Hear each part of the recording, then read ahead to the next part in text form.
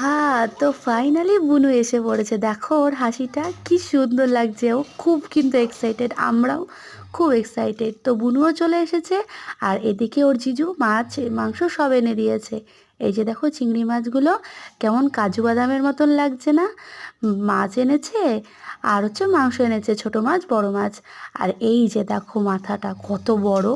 আমি কিন্তু এইভাবে এরকম বড় মাথা একসাথে দেখিনি, আলাদা আলাদা করে এনেছে।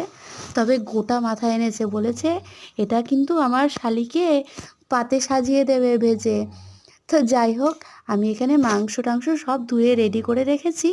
আর সঙ্গে এগুলোর সাথে যা যা দেবো সব কিছুই রেডি করে রেখেছি। আর এই যে মাছ ভেজে নিচ্ছি, মাছ ভাজা হয়ে গেলে তারপরে আমি একে একে রান্না বসিয়ে দেব। তো এই যে দেখো সব রেডি হয়ে গেছে, ভাবছি আগে মাংসটা রান্না করে নিই। আর আরেকজন অপেক্ষা করে যাচ্ছে মাংসের জন্যে। চলো।